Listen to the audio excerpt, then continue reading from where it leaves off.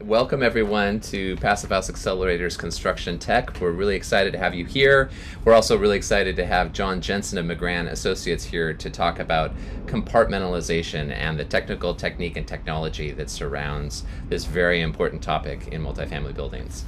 Passive House Accelerator is a collaborative online platform for sharing innovation and thought leadership in passive house design and construction.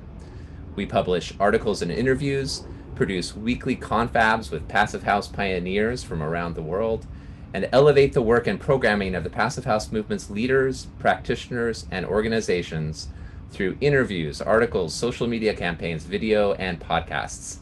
Our aim is to catalyze zero carbon building by accelerating the adoption of passive house building.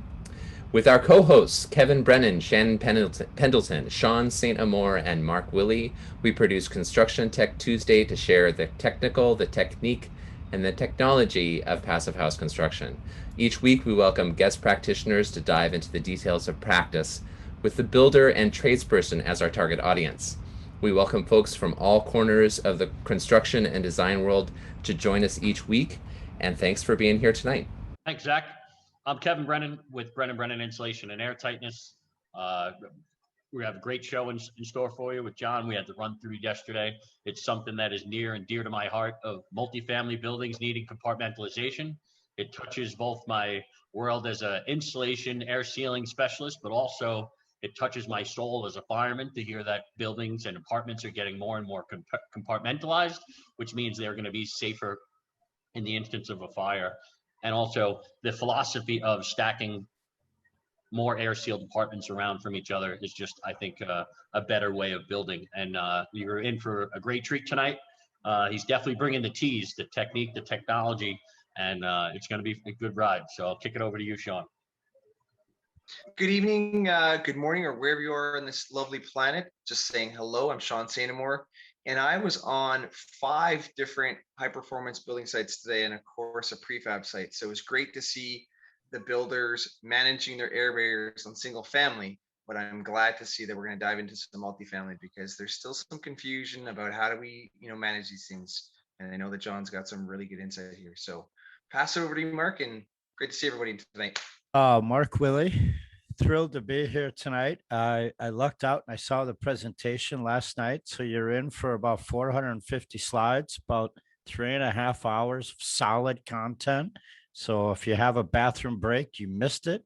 It's an interesting topic tonight. Handsome Kevin brought it up last night. He said that it's not just the building, it's the units, and we need to get there. So to kick us off there, we get lost in craftsmanship and we get lost in numbers. But if we use our little phones to take screenshots of these amazing slides and share it not only on social media, but share it in the school system, because I don't believe compartmentalization is on any spelling bee yet.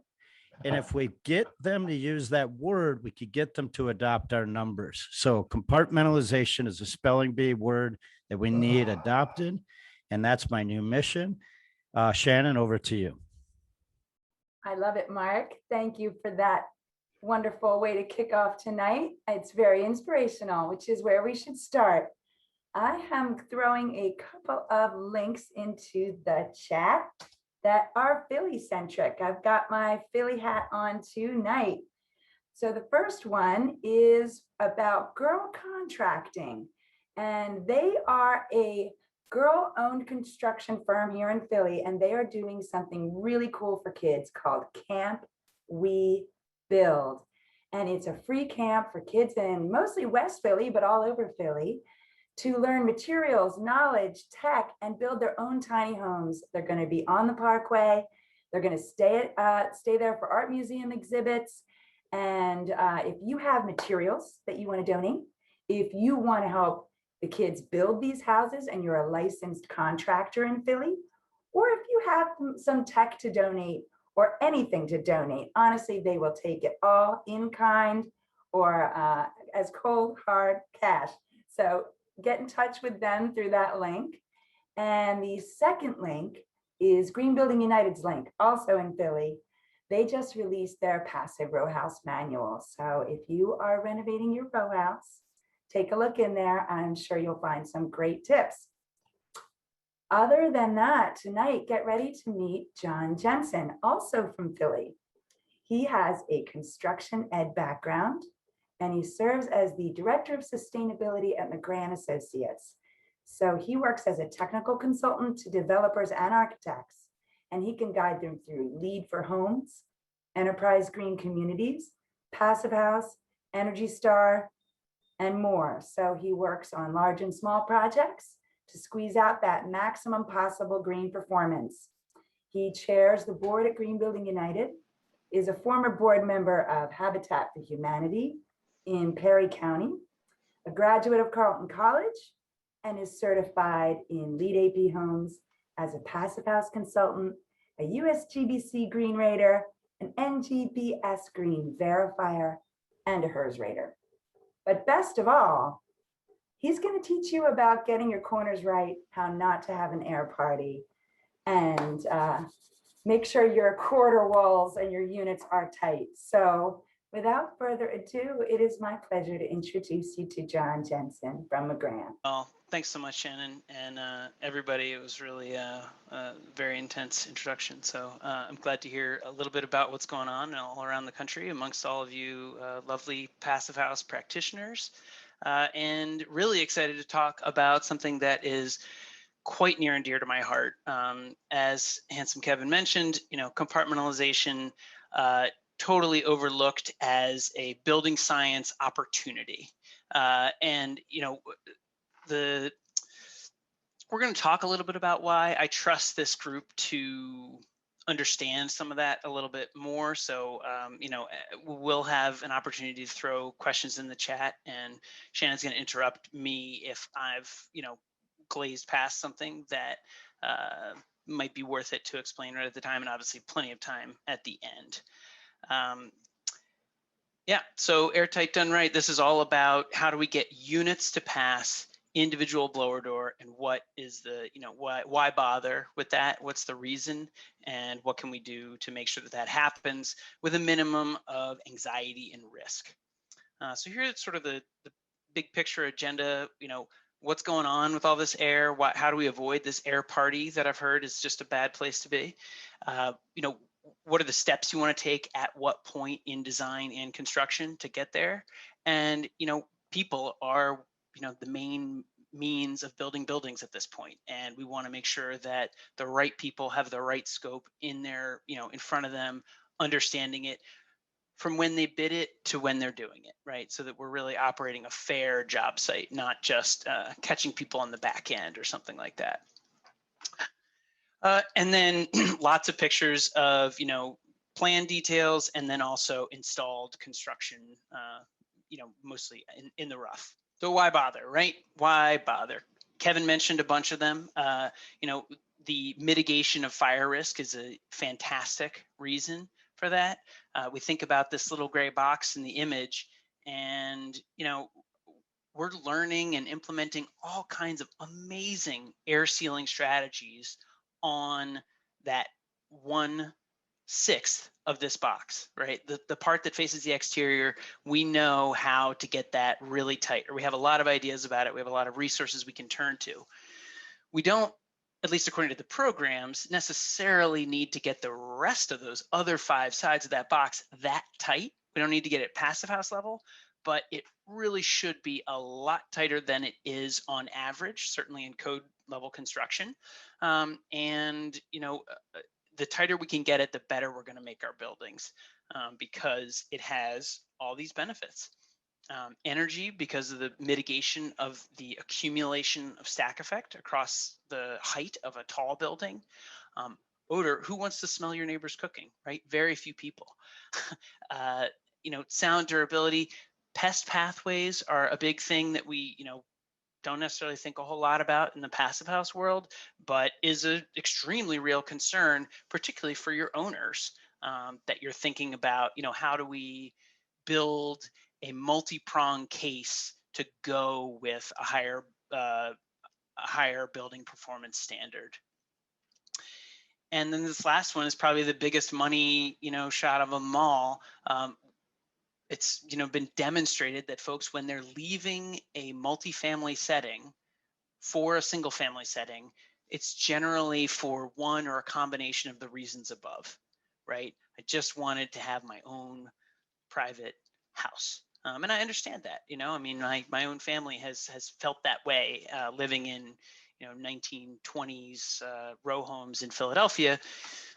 When your neighbor burns the popcorn and you suddenly think your house is on fire, that's a problem.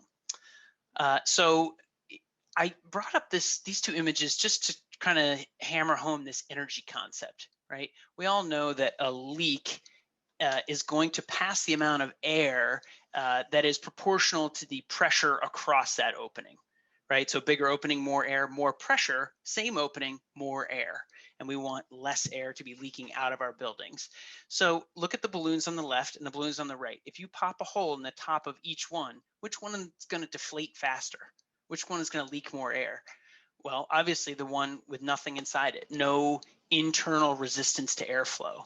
But if we have, as Kevin said, a bunch of airtight units stacked on top of each other and next to each other, they are going to be resistant to stack effect, the wind effect coming from one side to the other, and generally going to be a better occupant experience, provided we have actual ventilation. But that's a given in this community, I know that. So we love a red line diagram in the passive house community. So where are we putting this air barrier, and how are we connecting the different materials to each other?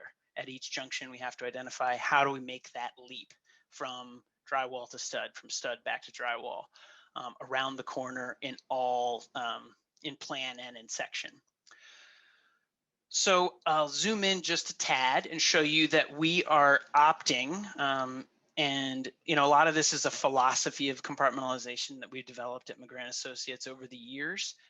But exterior envelope to corridor side drywall is, I think, pretty much a given. Up above, we want to go up to the subfloor of the unit above, whether that's a concrete plank. That's generally a little bit easier because most of our fire ratings have to go there anyway, or and to the subfloor below us. Okay, so flip that to look at it in plan. Now you can see that, I didn't show you a demising wall in that last shot, right? I didn't have an opportunity to do that. So so I'm just showing you the corridor and the exterior wall. When you zoom in and think about the demising wall, okay, that's drywall, some studs, maybe an air gap and another set of studs and some drywall, or maybe it's just drywall and studs and drywall. I don't really have anything that's a good air barrier, right? We talk about the fact that drywall is generally really a bad choice as your air barrier because it's so crumbly. We poke holes in it all the time just to hold pictures. It's susceptible to moisture. So, if we have, moisture is just another way that it can be degraded over time and then eventually fail. But in the demising wall, that's all we got, folks. That's what we've got to work with. And so we're running on the demising walls along the interior side of that sheetrock because we have to. So the next thing I want to make sure you understand when we talk about the principles of compartmentalization is accumulated leakage, right?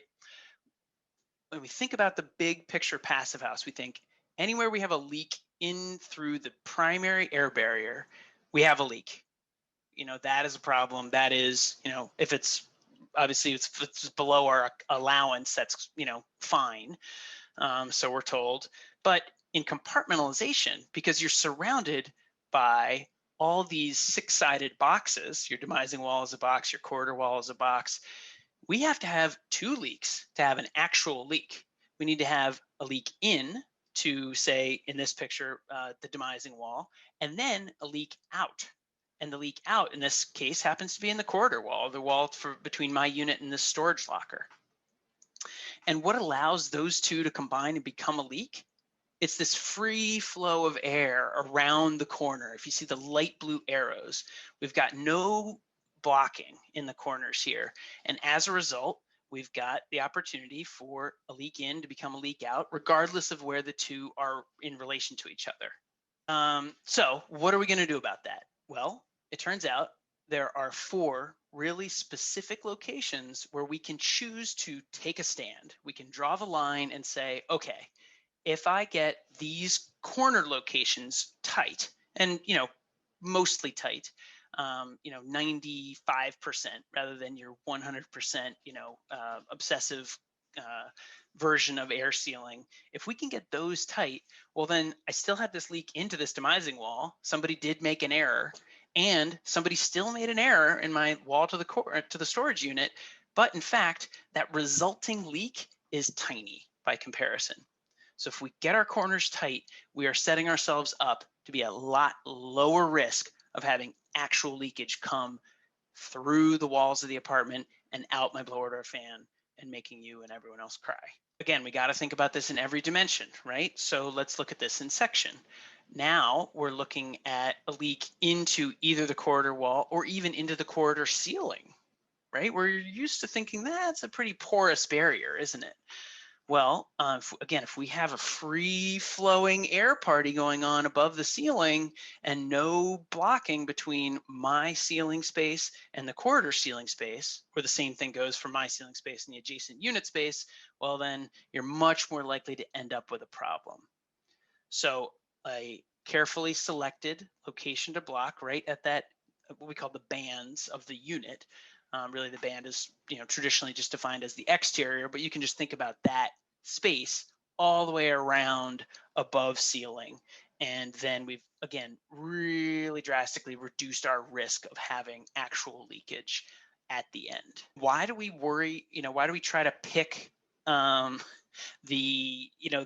place where we're going to fix this?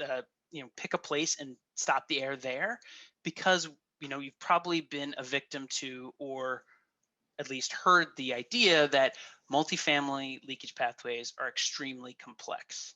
They can be complex on single family as well, but we're looking at some details and some materials that are adjacent to each other that are just, if the air is allowed to flow into that space, it's going to have a pretty easy time making its way to another spot. So we want to find a place within the assembly and just say, basta. Here is where we need to stop it so that we don't get a leak all the way through into the unit and out the blower door. So that's sort of the idea or the principle of how we're going to do this. Now, what does that actually mean? What are we going to do? What are the steps that I can take tomorrow to make sure that my next multifamily project is, not one of the ones having this kind of problem? So in design, we really need to focus on, I would say, adding 3 to 5 more details that show certain connections that are often not shown on very professional, architecture sets, really well drawn, but just not necessarily an area of focus or an area of concern. So we're going to be adding those details, and we'll talk about what those are. And then making sure that the scopes of work are identified. As you're bidding out to subcontractors, you're figuring out who is carrying the back of the outlet boxes, who is carrying the ceiling between the drywall and the framing if you have a separate framer and drywall team. And then getting somebody besides your own design team to take a look at those plans, for compartmentalization as a particular focus. We do that a lot. We think it's valuable. When we get into construction, I find it's important to, sit down with people, give them the opportunity to ask questions, explain what the goals are, because having the understanding of what we're all building towards is a lot stronger, more empowered way to approach a construction project than, hey, I'm just building what's on the plans and specs, right? We've met plenty of folks who want to do that, but the truth is, that's coming from a place of probably a somewhat wounded place, right? Somebody who got kind of caught out, was asked to do something that they didn't really price for and didn't feel like it was fair. Most people wake up in the morning and they want to do a good job, right? So it's up to us as professionals to give them the information, the tools, the opportunity to do that. And so these are some of those steps that we want to hit. I would say just highlighting the orientation meeting is to give everybody a chance to ask questions, to identify what the targets are and some of the things that we'll be looking for. And then this mock-up unit is another really good step to take, where if you can accelerate one unit and then have it ready for testing early, that's a really fantastic step, because you can head off issues or misunderstandings or things that nobody knew would need to necessarily be done in order to pass the test, and just make sure that you have an opportunity to do it right the first time. My biggest caveat with the mock-up test for compartmentalization, and we know and love the rough stage blower door test or window test, we got to do those, absolutely. If you're going to do one for compartmentalization, well, then you also need the drywall on the opposite sides of the walls, mostly the corridor wall and demising wall. So if you don't have those installed, you're just going to show up a lot worse than you actually are, or how you're going to test at the end. So if you're going to go to the trouble to mock up a unit, make sure you get both sides of your demising walls and both sides of the corridor wall. And everybody knows quality assurance is key to doing anything right. Okay, so obviously site supervisors are crucial to the success of any construction project. Trades are as well. They need to understand what the objectives are, what the expectations are, and feel as though they have the, the right and the opportunity to ask questions if they need to. Verifiers bring the hammer, and hopefully it doesn't get used very often, but we do have that authority to say this isn't right and it's gotta, we gotta move on. And this last one, code officials, I had sort of mixed feelings about including this, but I have had experiences when a conversation with the code official has had a really major beneficial impact on the project. So, well, I guess what I'll say is, if they understand that the difference between, squirting some fire caulk on one side of a wire going through a hole and caulking all the way around and tooling it into the hole is gonna make a major difference to health and safety, to the final results of that blower door test, they may be willing to say, okay, that's my, that's where I should be drawing the line at this point. And, another thing that's different about compartmentalization air sealing versus whole building air barrier maintenance or installation is that it kind of keeps happening, right? It happens during framing. Obviously, you're going to be laying down gaskets, caulking the bottom plate to the subfloor, while blocking chases, cutting holes in them, roughing in, and then sealing around those. So there's sealing that happens in an ongoing way. Both pre-drywall and post-drywall being your big kind of line in the process for compartmentalization. That is the biggest event that happens. And one of the themes of this approach is that we're going to do the sort of simple, cost-effective air sealing that we can do before drywall. Why bother with that, right? If we could do it airtight drywall, why not just do that? Well, it turns out that if you don't do that, your opportunity to handle it later is limited, right? It's toast. So if you're able to, block these corners, block the sort of demise of the what am I saying? The band space above the ceiling before it gets hidden from you, you will have at least set yourself up to succeed, while preserving the opportunity to take the next measure if you get a funny situation where you need to do that on a unit or two. So focusing on rough stage air sealing as a way to make sure that you're successful. Okay, so the bottom plate to the subfloor, I mean, geez, the whole building is sitting on this thing. Why do I have to bother with this? For some reason, it turns out that, a bottom plate if you zoom in on it, will look like this, doing a whole snake move. And your subfloor, especially if it's engineered, will tend to be pretty flat, but maybe it got wet. So maybe it's bowed down or up, or you can generally slide a business card underneath the bottom plate anywhere around a unit once every 6 inches or so. And so if that doesn't get sealed, think about how much water would leak through a given crack.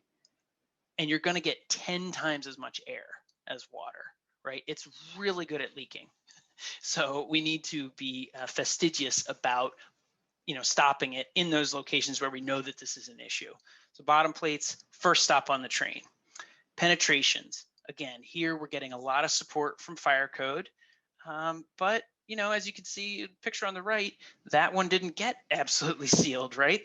That got a fire pass, and then somebody flagged it and had to come back with some regular 1-part foam to get it actually airtight. Why are we bothering with the right-hand hole if we're not messing with the left-hand hole in that picture? Well, it turns out the one on the right, the stud is actually the interior air barrier of that insulated cavity right now. So that needs to be airtight in order to prevent air from moving into and out of that wall cavity. The one on the left is just a hole between 2 cavities that are both completely inside the apartment. On the left, you can see some really good, top plate penetration sealing. And, that is an example of what we do want to see. Those bands I mentioned a few times, this is a place where, particularly where I live in Pennsylvania, the qualified allocation plan even mandates that you must use spray foam in the band joists. Now they're talking about the exterior, trying to sort of provide some backstop of air sealing if that didn't go perfectly well, but there are a lot of other ways to address this. In particular, we like to see something physically solid, some sort of air barrier, be that a rim board or sheathing on an open web truss, or in these cases, where we had to piece together blocking, it's cut to fit and sealed around. This is an example of something that if you don't think about it pretty early in the process when you're selecting and orienting your structural system, you can end up with a really difficult to compartmentalize unit on your hands. Okay. If let's say if the open web trusses are going to bear on 1 corridor wall only, that generally means that they run right through the top of my corridor wall over to rest on your corridor wall if we're neighbors across the hall. And that will almost every time mean that I have a nearly impossible above ceiling blocking situation between my unit and the corridor. One thing you can do to mitigate that is to specify a vertical member where the wall is going to be beneath it. But a better practice is just to run 2 sets of open web trusses, land them on both corridor walls, and then use a mini truss to bridge the corridor. Where they're oriented the other way, or on the demising walls, you want to try to line one up right on top of it so that it can easily be sheathed with OSB or some dense glass, something to give you take up 99% of the hole, and then we can just apply sealant to the remaining cracks and crevices. So another sort of continuous issue that comes on here is stairs, right? So we have let me just a second. I have a cat freaking out at the door. He wants to get in here, like all the air. So stair towers go from below the foundation to above the roof, and they're made of different material than usually the rest of the building. Then if we're framing in wood or framing in metal, there's generally a little gap there to allow some differential expansion, contraction. These pieces of the building are going to move around at different rates. Think about that sort of, we want to get our corners tight, we want to get our bands tight. Well, if we allow the wall between the CMU stair tower and my framed wall to communicate freely all the way up and down the unit or all the way up and down the whole building, well, that's another air party that we just have to put the kibosh on. We can't have that. So what we want to do there is just usually a simple sealant around the entire perimeter of that wall. We're not sealing every stud to the CMU, but 1 part foam, 2 part foam. Sometimes you'll see drywall and fire caulk if you're really intent on avoiding foam at all costs. On the right, you've got more of a garden style setup where everybody's walking into their unit directly from the outdoors. We got a lot of stairs running through other people's apartments, right?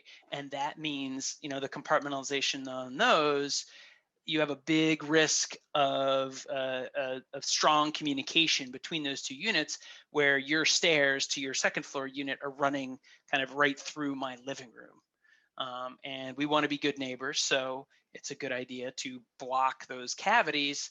Again, behind the stairs, it's never going to matter to anybody aesthetically. And that needs to set off a big alarm bell for you.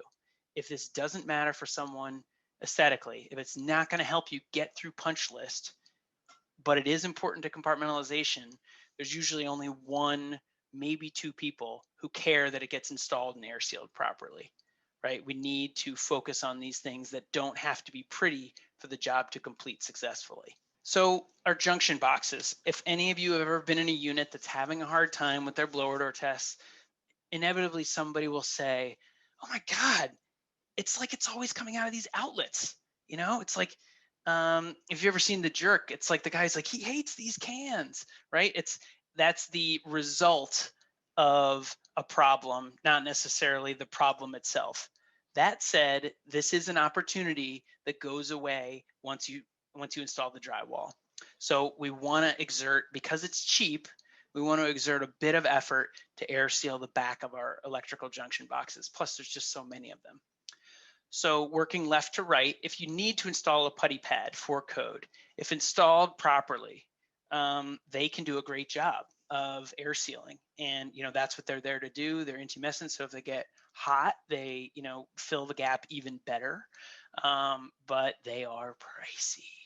So if you don't need to do them for code, we generally land in the middle here, where we're looking at an electrical box that's been sealed with duct mastic. Same gray goop that you put on with either a gloved hand or a paintbrush that you don't need to use again, can go right on the back of either metal or plastic junction boxes and make them substantially airtight. Easy way to check them is, if you think that it's been sealed and you stick a flashlight in there and you can't see any little pinholes of light, you have made yourself a relatively tight junction box. And all the way on the right here, if you can't convince the team to do anything better than this, it is a good idea, or it's, can be helpful to just put some 1 part, spray foam on the back of the box. I have concerns about this. Mostly around it shrinking, cracking, and breaking when the outlets are installed, but it is better than nothing. So yeah, and under no circumstances would I recommend that you ever put foam inside a box, please. So one of the cool things about my job is that I get to work with a wide range of both design professionals and construction professionals. Mostly people who are really good at their job, super knowledgeable. They just need, that little extra push to get to whatever it is they need to do.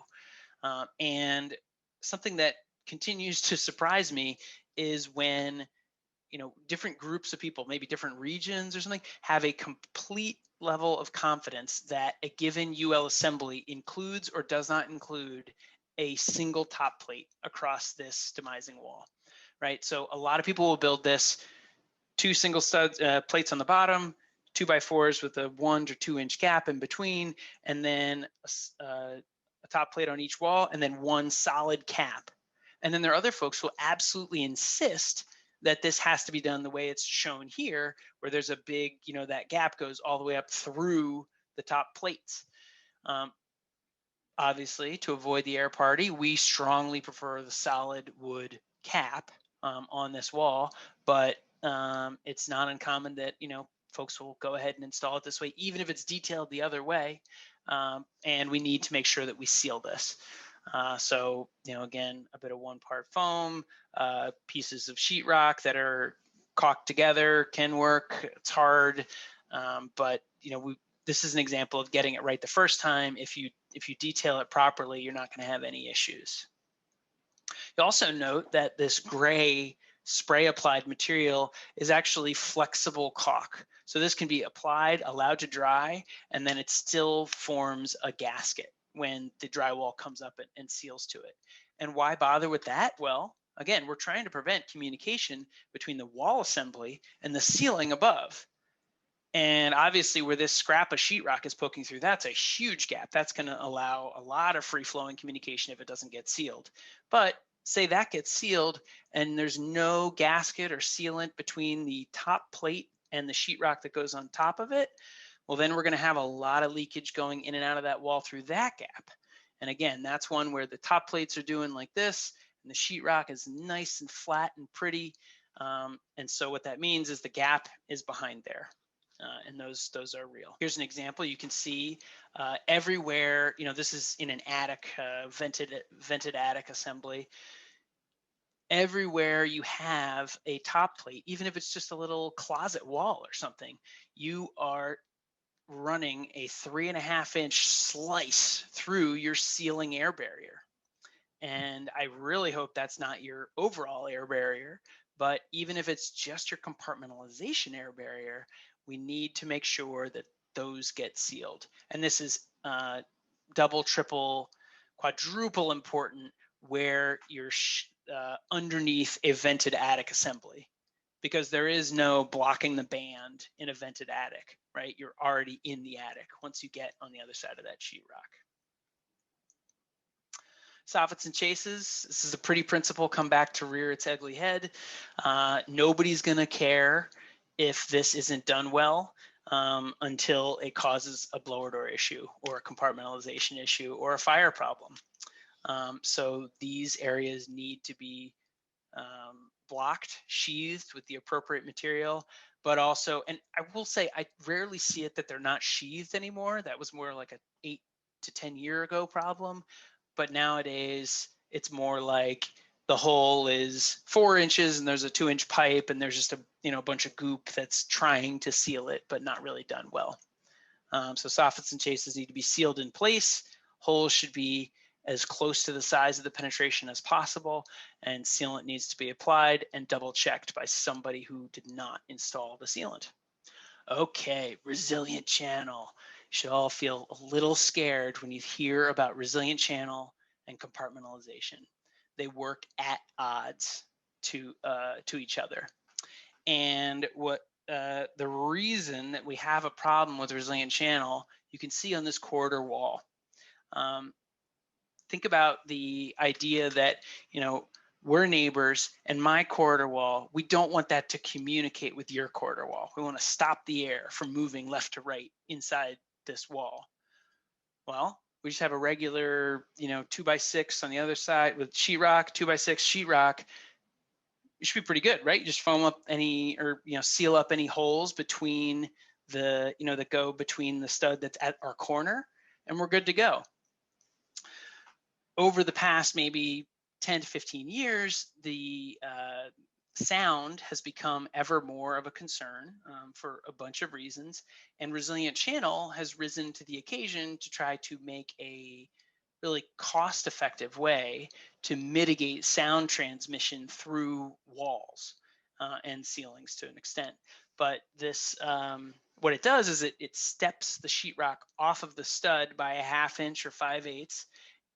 And then all of a sudden, what have we done? We've created a huge chase or a raceway for air to go left, right, have a big air party. We don't want that at all. So what we're going to do to maintain the vast majority of the sound mitigation, but prevent the air party, is we're going to interrupt that resilient channel at the location where the demising wall is on the opposite side of this corridor wall. Okay, so it's important that we do it right there, so that we're isolating, 2 different units boxes. So dividing this whole building up into smaller and smaller interstitial assemblies. Pardon me there. Another, I would say the previous slide is more or less mandatory. This one I would consider best practice. You can also use picture framing with drywall to prevent the last resilient channel from being right up against the ceiling, to prevent communication between that wall and the ceiling above, or at the edges from that wall to the next wall. So you're really interrupting the resilient channel to prevent communication around corners. And if we stop air, we're also doing a fair amount to stop the transmission of sound. So that's good news. Steel studs were one of the original, like, oh, you can never compartmentalize a steel stud building. And these, keyways or concentrics or rough-in openings that you see in each and every stud, unless you buy a blank or a continuous sealed stud, which doesn't happen very much, are there so that electrical conduit, plumbing, other services can be fed left to right without having to get out, something that can cut a hole in metal and potentially damage the structural integrity just to do your rough-in. They do allow air to move left to right throughout this wall. So we know we have a problem. Here's the solution. Pinning the stud is, identifying which stud you really need to seal, and then taking, a couple of measures, again, focused in that one location to stop the air at that location. So here we'll see sometimes metal tape, flashing tape, zip tape. They all work well to seal the opening. And then we're looking for, fire caulk or foam at the bottom to connect the track to the stud, and at the top, because there's generally a little play vertically in those metal studs. So this is what we call pinning the stud. And we got a couple different scenarios here where you're looking at, just a very simple diagram, outside 2 units and then the corridor. In this scenario, where the sheetrock on the interior of the unit does not slide through, that is preferable, and you'll see that in the next diagram. But if the sheetrock can't slide through because maybe the electrician did not understand that we wanted them to avoid running wires around the corner, and they've got a couple pieces of metal conduit running around the corner, well, you just can't get that board through there. So those studs need to be pinned. And this is the way that we can get ourselves to T-shaped air block tight corners, even though the sheetrock was installed in sort of the least advantageous way possible. Stepping up our game a little bit, we can make sure that it's detailed, that last stud has to be left loose as a slap stud. Some people will show this in their partition diagrams. They'll have a hierarchy of partitions where, we show this sheetrock must slide through, the detail that shows the electrician has to run their wires into the ceiling, around and down in order to go around the corner rather than just rounding the bend and making that slide through impossible. Well, now we're down to just pinning 2 studs in this diagram because the sheetrock is going to take care of that for us. And it doesn't really matter if that slap stud has a bunch of holes in it.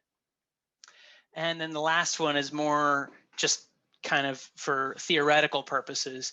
If your demising wall sheetrock will run all the way out to the exterior wall and all the way out to the corridor side sheetrock and be sealed at those locations, well, then we're not going to have any communication between any of these 5 boxes more or less naturally, even though they're all comprised of completely leaky, hole-filled metal studs. What I want you to take away from this is it's really important that both the design team and the construction team be engaged and understand that this is an objective. The most heartache we've ever seen with this process is when we get the call and say, hey, we're looking for a CO in about a month. We're just wondering if you can come out and do some blower door tests. And if that's the first time we've heard about a project, usually that's not a good sign. Maybe they worked with somebody else or they know how it works, but usually, you need to add those 3 to 5 details to show where you need that sealant. So that you don't get, an unfairly high number, or so that you don't end up tricking somebody in the trades into, bidding lower than what it's going to take to do the work. We want really clear design instructions on our plans so that we get fair prices. And, it's certainly the case that, what does it cost, right? Well, if it's in the plans and shown clearly up front, less than, 0.5%, I would guess, to deliver a compartmentalized building. But if it's something you come along mid-process and you say, oh, no, that's all wrong, that's generally going to, create a lot more additional costs than being careful and thinking it through up front. Who's responsible for what? That more or less goes to anything in construction, I would say. But the chances are higher that this is not going to be everybody's run-of-the-mill activity, at least not yet. I know if Handsome Kevin gets his way, it's going to be everybody's absolute obligation sooner rather than later. But let's work in the real world here for a moment. Some people are just going to have no idea what you're talking about. So until you explain it to them and offer them, a bit of some instructions on how to get there, that's you're not just going to say, hey, compartmentalize that unit and walk away and have it come back and be great. And those instructions are the details. So that's important to think about, both on the details on plans and also the quality assurance. Paying attention to how the work is done are real important pieces when we're talking about just a few CFM out of a blower door fan can be the difference between passing or failing, and potentially getting into sampling and causing all kinds of delays, which can be the real reason that I think a lot of people have a well-earned fear of blower door testing, especially on the compartmentalization side. And I would hope that this can help you approach this part of your process with a little less anxiety and go into it understanding that if we take these steps, we're going to be able to set ourselves up for success. So with that, I'd be thrilled to hear if y'all have any questions. Thank you so much, Jon. Fantastic. Thanks. And you all thought the PP was the planning package, the passive house planning package. It's really the pretty principle. We got a lot of questions in the chat, Jon, but first I just want to thank you. You had a ton of amazing quotes and especially a lot of great advice in those construction detail photos, some of which I intuited, some of which I've never seen. And I'm sure they're helping a lot of people tonight get their brain around how to compartmentalize and why it's important. So thank you very much. I have a couple questions I can jump into right away. Let's see. The first one was from Harvey, but he had to run. So the second one is a two-parter from Andrew Peel. Andrew, would you like to unmute and ask your question? Great. Yeah, first off, thanks for the presentation. This is actually something I've been involved in passive house for many years, and it's not something we've ever really taken on a project. So it's great you're raising awareness of this. Now, I did write my questions down, luckily, otherwise I would have forgotten them. So just wondering, first off, with the recommended measures you've taken, have you done any actual physical testing to see how effective the different strategies are? And is that kind of informed what you're presenting today? Or do you have any kind of quantitative results to share or to, speak to? Sure, yeah, so one of the sources of my knowledge is just being part of a really strong team at McGran, where we have over 11,000 certified LEED homes and double or triple that in Energy Star homes, and a couple hundred passive house homes. Those are all units that have passed their blower door test, right? And when people do well and things are successful, we roll right past that. But we've also spent a fair amount of time with teams that are struggling for one reason or another. And those are times when you really learn, looking back at, if we have mid-construction photos of how things were done, I know from some projects where we were brought in late that just pinning the corners in a metal stud building brought them from failing by over 50% to about 25% below what they needed to do in terms of their, CFM 50. And I didn't actually reference this, but the passive house threshold is 0.3 CFM 50 per square foot of enclosure area. So you add up all your floor, ceiling, walls, whether they're to inside or outside, and multiply that by 0.3. So you're thinking in your mind, okay, what's the big number? That's 0.05. So you're not looking like 10 times leakier, but almost 10 times leakier.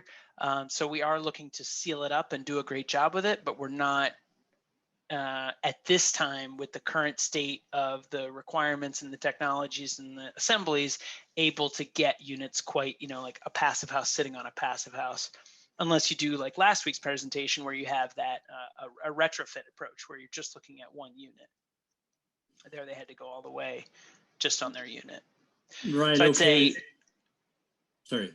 So I'd say that we know that from teams that have refused, the advice that we've offered and only gone with the prerequisite measures, that they more often than not will fail a few of their units and be more likely to end up just testing them all.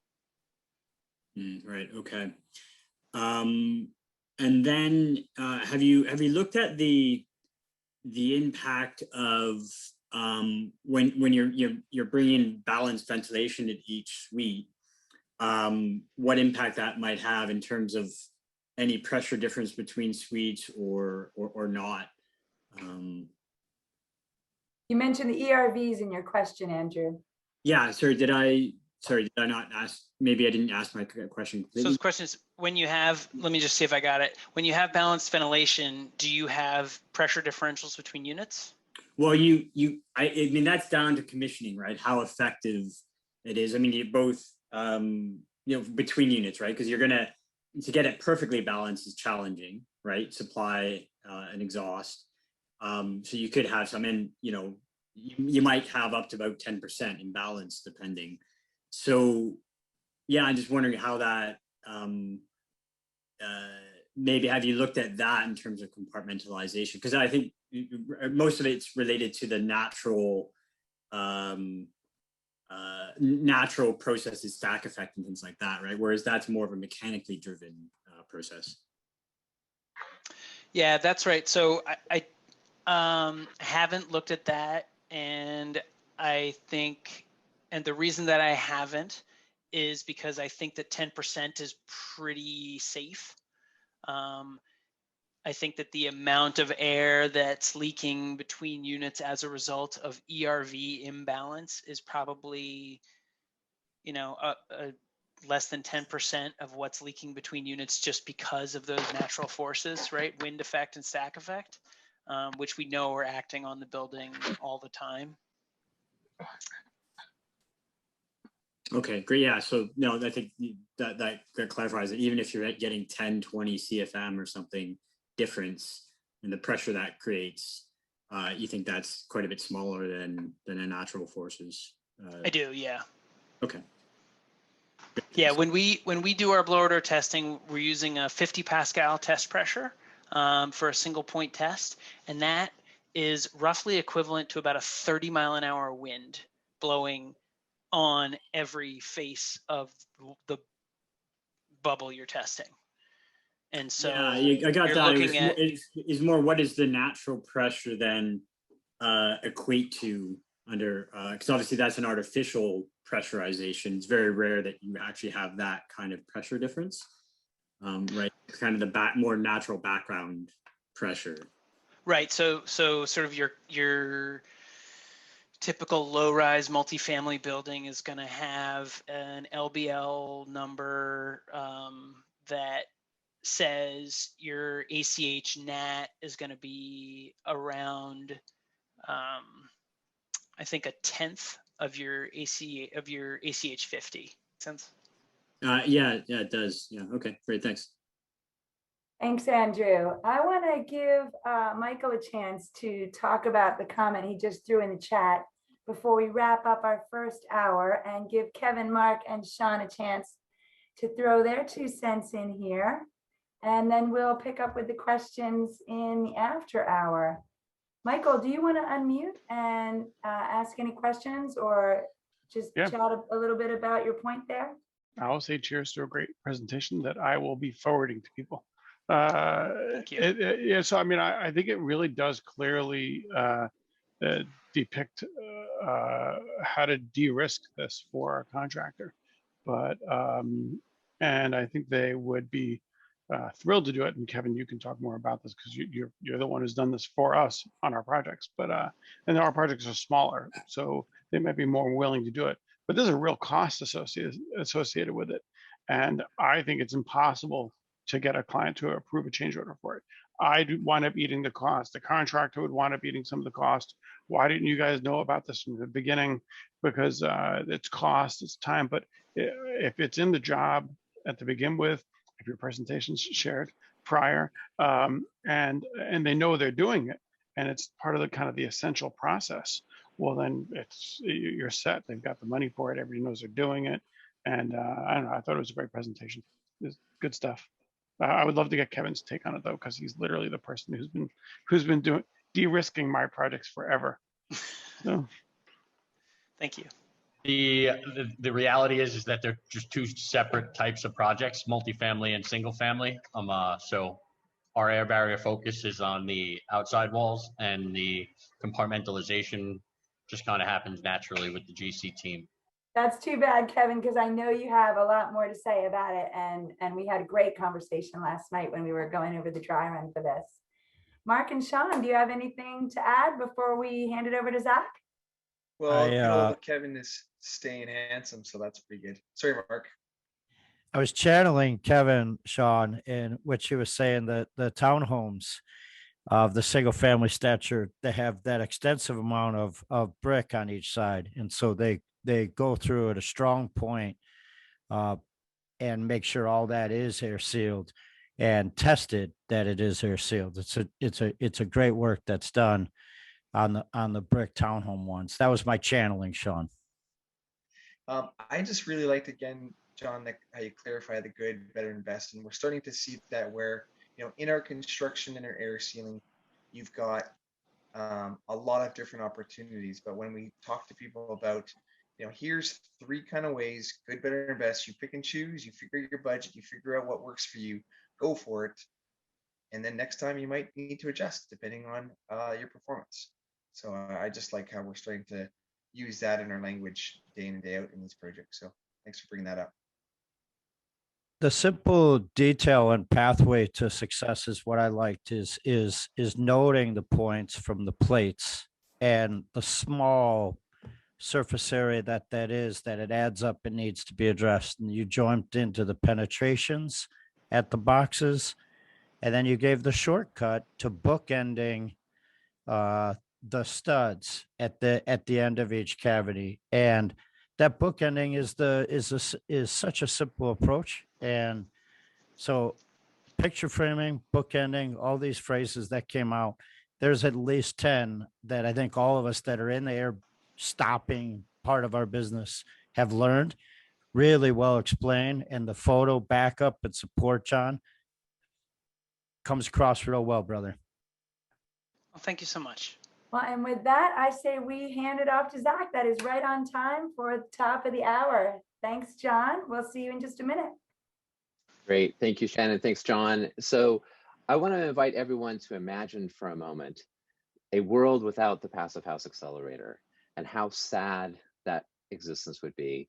And that would be the world that we would have if it weren't for the great and generous support of these sponsors. So I want to thank these sponsors for their support of the accelerator. So our founding sponsors are 475 High Performance Building Supply, Baxtingui Architects, Mitsubishi Electric Train HVAC US, Partel, Glavel Foam Glass Gravel, Minutair All-in-One HVAC and Dehumidification Units, RDH Building Science, Rockwool North America, StoCorp, and Zola Windows.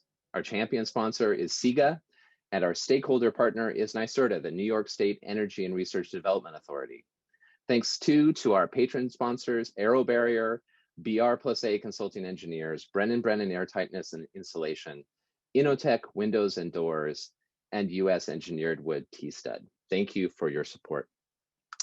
So we have some cool podcasts going on right now. We actually have 2 new podcasts that dropped since we spoke last. On Friday, we published our first special component podcast episode. This is with Rob Conboy of Glavel, and there's both a video version of this podcast as well as audio, so please check that out.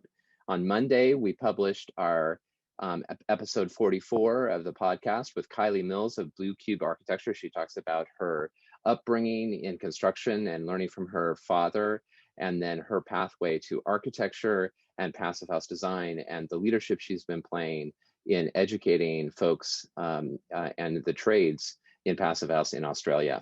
Really great conversation with Matthew Cutler-Welsh.